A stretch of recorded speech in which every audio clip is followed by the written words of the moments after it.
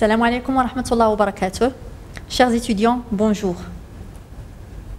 Au niveau du premier chapitre, nous avons vu comment tirer des informations essentielles du bilan qui se rapportent à la structure financière, à l'équilibre financier de l'entreprise et à la solvabilité à travers deux approches différentes qui sont l'approche fonctionnelle, l'approche économique du gestionnaire, l'approche interne et selon l'approche externe qui est l'approche patrimoniale, l'approche de liquidité. Donc le bilan nous a rapporté des informations qui sont essentielles, qui sont nécessaires pour l'analyste financier. Toutefois, l'analyse du bilan reste insuffisante pour nous prononcer sur l'activité de l'entreprise.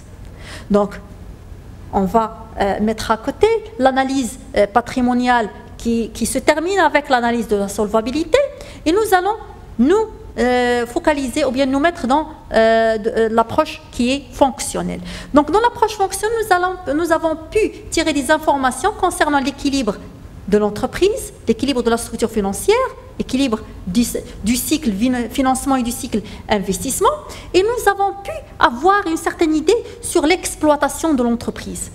Mais le cycle qui est court, que nous avons étudié à travers le bilan, ne nous informe pas beaucoup sur beaucoup d'informations dont on a besoin. Nous avons 3 comptes essentiels que nous avons mobilisés, qui sont offerts par le bilan, les stocks, les créances clients et les comptes de fournisseurs.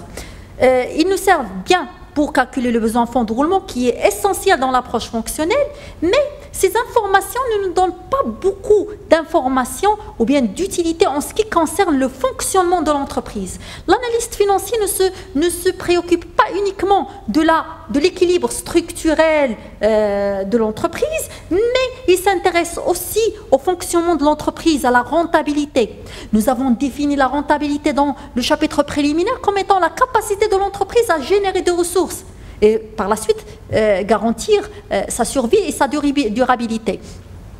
On ne peut pas se prononcer sur le degré de cette rentabilité, on ne peut pas évaluer les risques qui accompagnent cette rentabilité sans avoir recours à certaines informations qui ne se présentent pas sur le bilan. Donc sur le bilan, on peut trouver le résultat net. On peut trouver les postes dont on a parlé, mais on ne peut pas trouver par exemple le chiffre d'affaires, on ne peut pas trouver la nomenclature des charges et des produits. Donc le bilan, il est utile, mais il n'est pas suffisant pour avoir une opinion complète de l'activité de l'entreprise. Est-ce que l'entreprise exerce bien son métier? Est-ce qu'elle gère bien ses produits et ses charges? Ou il y a un trou, il y a un manque, il y a une lacune quelque part par rapport à cette gestion. Donc, pour répondre à ces données, nous avons besoin d'analyser un nouveau document qui est le CPC. Donc, le compte de résultat, ou bien le CPC, il nous offre cette possibilité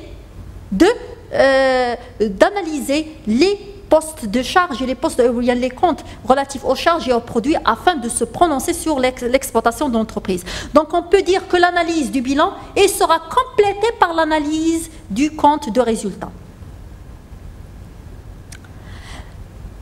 L'analyse du compte de résultat ou bien l'analyse de la rentabilité se base alors sur le compte de résultat. Ce compte de résultat, il peut prendre 2 formes. La première forme, c'est le compte de produits et de charges, le CPC, que vous avez étudié en première année de la licence fondamentale. Et en deuxième lieu, il se base sur un nouveau document que nous allons voir aujourd'hui qui s'appelle l'état des soldes de gestion.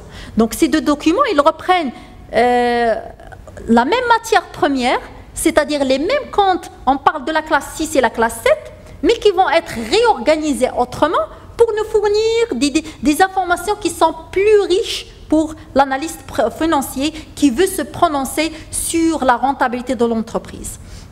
Donc, l'objectif, c'est d'apprécier la richesse qui est créée ou générée par l'activité de l'entreprise à travers ces 2 documents. Donc, je signale que l'état de solde de gestion, il se présente selon 2 tableaux, le tableau de formation de résultats et un deuxième tableau qui le complète, qui est le tableau de la capacité d'autofinancement.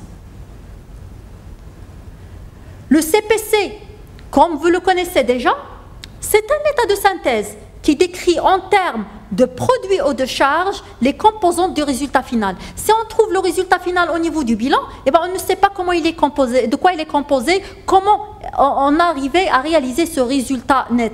Donc on ne peut pas le savoir à travers le bilan. Nous devons revenir à la nomenclature des charges et des produits, classe 6 et 7, pour déterminer quelles sont les charges qui alourdissent ou bien qui affectent négativement, par exemple, ce résultat net, et quels sont les produits qui constituent les points forts pour la réalisation de ce résultat en fin d'exploitation. Donc un produit, c'est toujours une entrée d'argent, et une charge, c'est une sortie d'argent.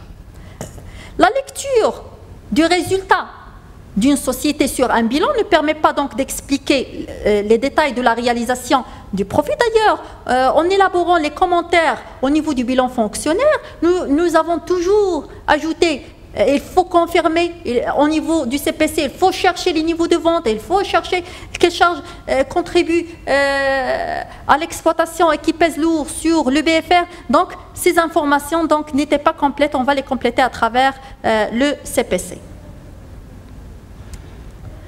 Le CPC, le compte de produit des charges, est un document qui est présenté et élaboré selon des prescriptions légales. Donc, sa composition, sa présentation, elle obéit au risque de la loi comptable. Donc, il répond aux exigences de la loi comptable. Il décrit les opérations qui sont effectuées pendant l'exercice sous forme de produits et de charges. Donc, tout ce qu'elle fait l'entreprise dans son cycle d'exploitation, qui est le cycle habituel, qui se répète, qui commence depuis l'achat de la matière fourniture, le stockage des matières premières, le paiement des salariés, jusqu'à la vente du produit fini. Donc, nous n'avons déjà pas présenté le cycle. Donc, la présentation de tout ce cycle, on va la trouver représentée au niveau des charges et des produits tels qu'ils sont énumérés par le plan comptable marocain. Le plan comptable, le compte de produits et de charges, il permet de classer le résultat net selon 3 niveaux d'activité. Donc nous avons aussi, on peut dire que nous avons 3 niveaux de résultats.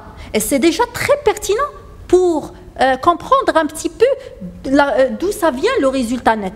Nous avons un résultat d'exploitation qui confronte, qui est la rubrique 71 moins la rubrique 61, les différences entre produits d'exploitation, la différence entre produits d'exploitation et charges d'exploitation.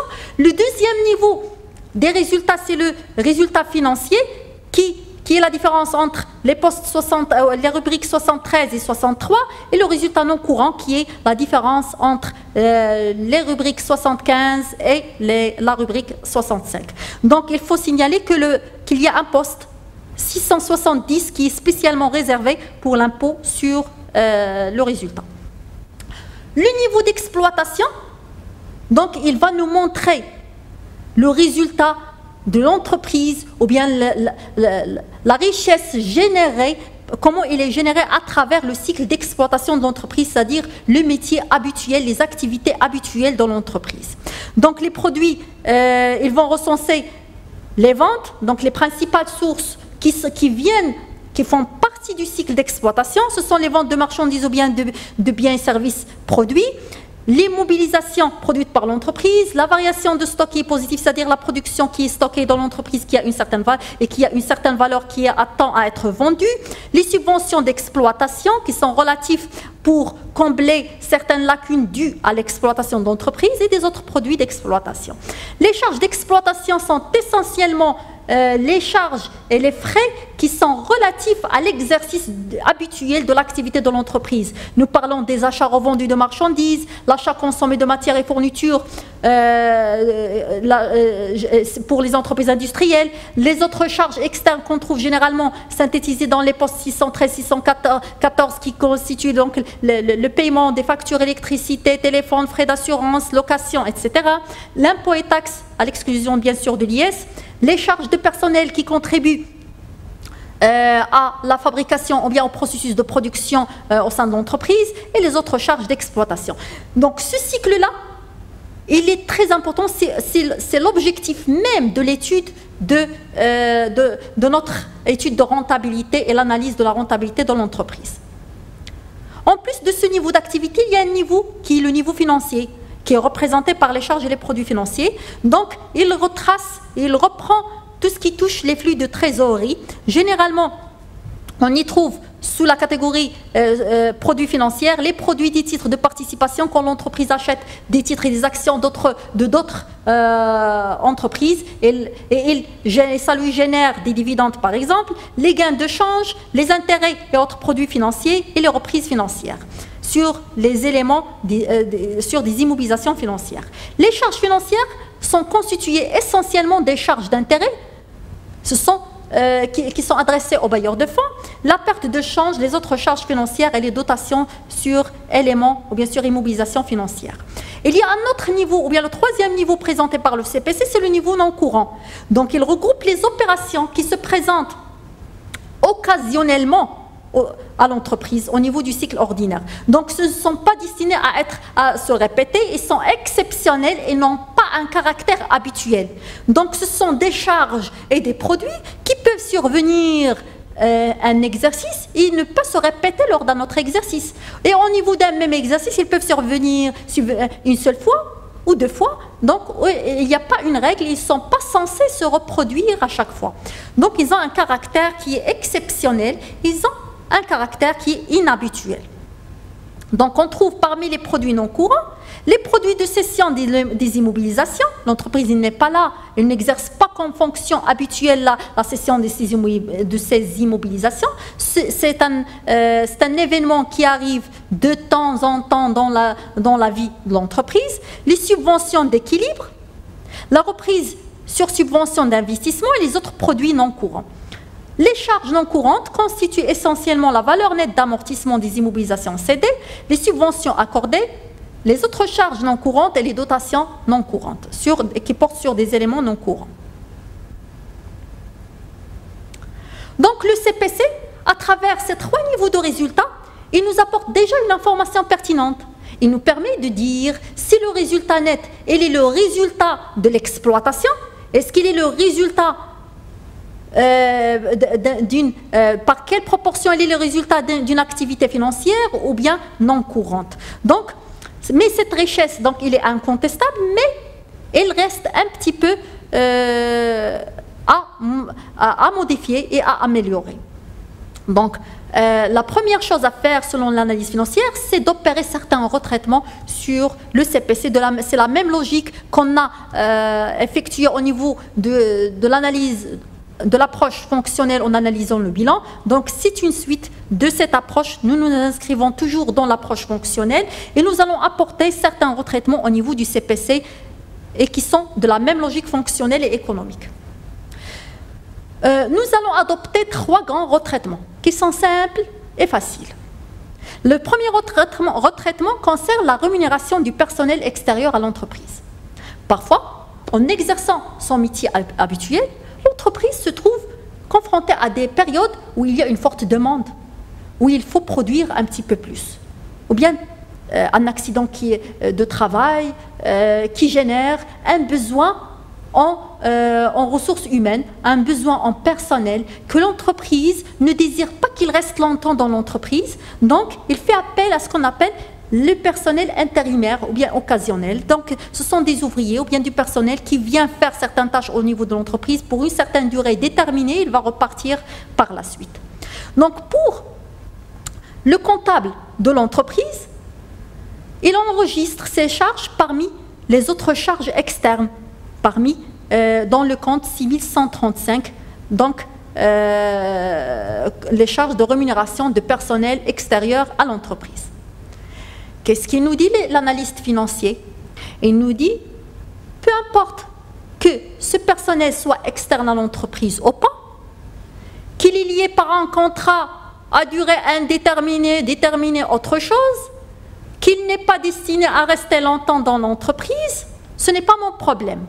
L'essentiel, c'est que ce personnel, ces ouvriers, ils ont contribué au processus de production au sein de l'entreprise. Donc, ils doivent être inscrits et traités comptablement de la même manière que le personnel de l'entreprise. Donc, le retraitement à faire, c'est qu'il faut retrancher les charges de la rémunération du compte de 6135 et le remettre avec les charges du personnel qui se trouvent sous le poste 617. Donc, dans le CPC, on va diminuer un compte, le compte 6135, on va augmenter de la même valeur le poste 617. Le deuxième retraitement concerne les subventions d'exploitation. Les subventions d'exploitation représentent des aides que l'État offre à l'entreprise avec certaines conditions. Ce qui nous importe ici, c'est un seul type de subvention d'exploitation. Ce sont les subventions d'exploitation qui constituent un complément de prix de vente. J'explique par un exemple. Une entreprise qui fabrique de la farine. Donc, ils vont généralement, après avoir calculé, comptabilisé le coût de production, la marge bénéficiaire et tout, le kilo de farine est destiné à être vendu à 20 dirhams le kilo, par exemple. Puisque la farine est un aliment essentiel de la vie, par exemple, au Maroc, parce que tous les citoyens se basent dans leur alimentation sur la farine, donc l'État, soucieuse d'avoir un certain équilibre socio-économique, il veut offrir cette matière de première nécessité aux citoyens qui sont généralement en situation économique fragile, avec un coût qui leur est facile à payer. L'État décide de vendre une certaine catégorie de farine à 5 dirhams le kilo. L'entreprise, en vendant à 5 dirhams, elle va subir une grande perte. Elle ne rémunère même pas les coûts de production. Qu'est-ce qu'il lui offre l'État? Il lui offre une subvention qui va compléter le prix. Elle lui dit, tu vends à 5 dirhams, je vous donne 15 dirhams de plus pour chaque kilo en tant que subvention pour rembourser ou bien pour compléter le prix de vente. Donc, ces subventions, elles sont inscrites parmi le compte subvention d'exploitation au niveau du CPC, des produits d'exploitation. Donc, le financier ou bien l'analyste financier, qu'est-ce qu'il vous dit? Il vous dit pourquoi j'ai à avoir une partie du prix de vente dans les subventions et j'ai un prix de vente qui est minimal ou bien qui est réduit. Ça fausse l'information financière pour lui, que ça vient de l'État, de l'exploitation ou autre chose, c'est la même chose. Il faut qu'il voit le chiffre d'affaires complet. C'est un complément de prix de vente. Il doit apparaître avec le prix de vente. Donc, qu'est-ce qu'il propose comme retraitement? On va ajouter au chiffre d'affaires le total de ces subventions et on va les retrancher des subventions d'exploitation, le poste 716. Donc, lorsque les subventions concernent d'autres éléments, parce qu'il y a d'autres subventions d'exploitation, on ne va rien faire, aucun retraitement. Le retraitement concerne uniquement les compléments au prix de vente. Donc, c'est un cas un peu particulier, pas toutes les entreprises en bénéficient. Le troisième retraitement concerne la redevance de crédit bail. Et ce retraitement, il complète parfaitement le retraitement que nous avons fait pour les immobilisations acquises par crédit bail au niveau du bilan fonctionnel. Donc, au niveau du bilan fonctionnel, on a assimilé l'immobilisation achetée ou bien acquise en crédit bail, on l'a assimilé à une immobilisation qui a été acquise parfois d'endettement. Donc, il s'ensuit qu'il y a aussi des retraitements sur le CPC. Donc, normalement, sur le CPC, dans le cas normal, sans retraitement, donc qu'est-ce qu'il fait le comptable? Il enregistre la redevance qu'on paye généralement au début du compte 6132, parmi les charges externes, redevance crédit bail, et il débite le compte TVA et la valeur TTC est un crédit à rapporter au compte 4411 ou bien 5141 selon le mode de décaissement. Afin d'harmoniser le traitement avec ce qu'on a fait en bilan fonctionnel, normalement maintenant l'immobilisation elle apparaît également sur le bilan fonctionnel, et ben on va faire le même traitement pour toutes les entreprises, c'est-à-dire que nous allons constater une dotation d'amortissement et nous allons retrancher toute la redevance du poste autre charge externe, le compte 6132, nous allons retrancher le montant de la redevance et nous allons la répartir en deux parties. On va la ventiler en coût, en dotation d'amortissement pour la partie amortissement, et ce qui reste, il représente des charges financières ou bien des charges d'intérêt parce qu'on a assimilé le produit ou bien l'immobilisation à une immobilisation acquise par voie d'endettement. J'ai un petit exemple ici. Une entreprise qui a acquis en termes de contrat crédit bail un camion d'une valeur de 100 000 dirhams, l'annuité constante d'amortissement est de 20 000 dirhams, la redevance est estimée à 23 000 dirhams. C'est un petit peu la redevance, c'est le loyer qu'on paye qui apparaît généralement, comme on l'a dit, dans le compte 6132. Qu'est-ce qu'il va faire l'analyste financier? On va retrancher la somme de l'annuité du compte charge externe, donc 23 000 dirhams. Création, on va créer la dotation d'amortissement avec l'annuité d'amortissement 20 000 dirhams et le reste, ça va être inscrit sous forme de charge d'intérêt sous le compte 6311, 23 000 dirhams moins 20 000 dirhams, ça va faire 3 000 dirhams qui est assimilé à des charges d'intérêt. Donc le compte de produits et de charges, il permet de dégager les niveaux qui caractérisent l'activité. Il nous donne une information sur la composition du résultat. Cependant, il reste un petit peu insuffisant parce qu'il ne nous donne pas aussi de détails dont l'analyste financier a besoin. Donc l'analyste financier a besoin de certaines informations qui n'apparaissent pas sur le CPC. C'est pourquoi le plan comptable marocain, ou bien le plan comptable en général, il propose un autre état de synthèse qui réorganise différemment les classes 6 et 7, les charges et les produits. On va juste les reclasser différemment, mais la matière première, elle reste la même, afin de faire ressortir une information qui est nouvelle, qui n'apparaît pas sur le CPC. C'est sous forme de certains soldes que nous allons découvrir. Donc, l'état de solde de gestion est un état de synthèse qui est obligatoire pour les entreprises qui doivent tenir leur comptabilité selon le modèle normal. Les entreprises qui adoptent le modèle simplifié n'ont pas obligation d'élaborer l'état de solde de gestion. Donc cet état, il permet d'abord de décrire en cascade, comme nous allons le voir, la formation des résultats. C'est l'objectif du premier tableau qui est le TFR, le tableau de formation de résultats. En deuxième lieu, il a pour objectif de calculer la capacité d'autofinancement de l'entreprise. Quelles sont les ressources réelles qui restent à la disposition de l'entreprise après avoir effectué l'exploitation. C'est l'objectif du deuxième tableau qui s'appelle la CAF, la capacité d'autofinancement. Donc nous allons d'abord découvrir le premier tableau qui compose l'état de solde de gestion, à savoir le tableau de formation de résultats. Le TFR, il fait apparaître pour 2 exercices consécutifs les différents soldes de gestion. Un solde, c'est une différence entre 2 grandeurs, nous allons le découvrir, qui caractérise les étapes de la formation de résultats nets de l'exercice. Ces soldes, ils constituent eux-mêmes un outil d'analyse. Leur interprétation nous donne beaucoup d'informations riches sur l'exploitation de l'entreprise et nous allons le voir avec un cas pratique que nous allons découvrir la séance prochaine, Inch'Allah.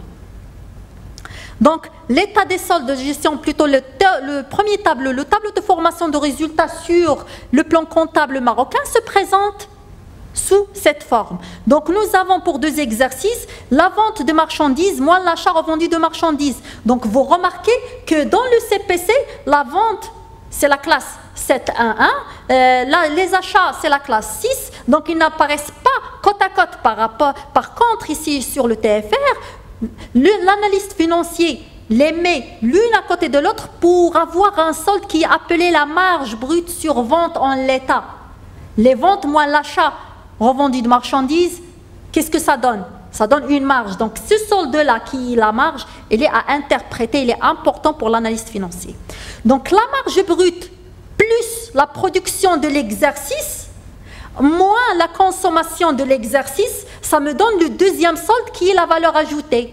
Donc vous voyez qu'ils sont en cascade parce que chaque solde se base sur le solde précédent en y ajoutant des choses et en diminuant des choses. Donc plus la production de l'exercice, tout ce qu'il a produit l'entreprise pendant l'exploitation, les ventes qui sont la production vendue, la production stockée, la production destinée à être immobilisée, moins la consommation de l'exercice qui concerne la consommation de matières et fournitures de matières premières et la consommation des autres charges externes qui se trouvent sur la classe 613 et 614, sur le poste 613 et 614. Donc nous avons la valeur ajoutée qui est un solde très important. Plus les subventions d'exploitation, moins l'impôt et taxes, moins les charges de personnel. Et nous allons obtenir un autre solde qui est très important pour l'analyse financière, l'excédent brut d'exploitation. Quand elle est négative, ça s'appelle une insuffisance brute d'exploitation. Plus les autres produits d'exploitation, moins les autres charges d'exploitation, nous allons avoir le résultat d'exploitation. Donc vous voyez que ces soldes-là, la marge brute sur vente, la production d'exercice, la consommation de l'exercice, la valeur ajoutée, l'excédent brut d'exercice, on ne peut pas les retrouver sur le CPC. Les éléments de base, ils sont tous en provenance du CPC. La vente, l'achat, les variations de stock, les immobilisations, les subventions, tout ça provient du CPC. Mais l'agencement, le nouveau classement de ces comptes, ça nous permet d'avoir des soldes qui sont nouveaux, qui n'apparaissaient pas auparavant au niveau du CPC. C'est pourquoi, généralement, pour analyser la rentabilité de l'entreprise, on va analyser l'état de solde de gestion parce qu'il reprend. Par la suite, il y a le résultat d'exploitation, le résultat financier, le résultat courant, moins l'impôt, le résultat non courant, moins l'impôt sur le résultat, et nous allons obtenir le résultat net de l'exercice. Cette deuxième partie des résultats de l'exploitation jusqu'au résultat de l'exercice, on la trouve sur le CPC, mais on ne trouve pas les autres soldes. L'état de solde de gestion, elle est complète au niveau de l'analyse financière, et il peut remplacer parfaitement, et on va remplacer le CPC parfaitement par l'état de solde de gestion afin d'élaborer des interprétations. Donc son élaboration, elle est très facile. Il s'agit tout simplement de prendre des éléments du CPC et de les mettre là où ils doivent, dans une nouvelle place, dans un nouvel ordre au niveau de l'état de solde de gestion, ce qui va nous permettre de calculer ces soldes. Donc, pour une présentation un petit peu plus horizontale de l'état de solde de gestion, pour bien faire apparaître les soldes intermédiaires ou bien les soldes de gestion, c'est toujours un solde, c'est un produit moins des charges, des produits moins des charges. Les ventes moins l'achat égale la marge commerciale. La production, qu'elle soit vendue, stockée ou bien immobilisée, moins les variations de stock va nous donner la production de l'exercice. La production de l'exercice plus la marge commerciale, donc on prend toujours le solde précédent, plus moins la consommation de l'exercice, qui est l'achat de matières et fournitures et les charges externes, on va avoir un indicateur ou bien un solde important qui est la valeur ajoutée.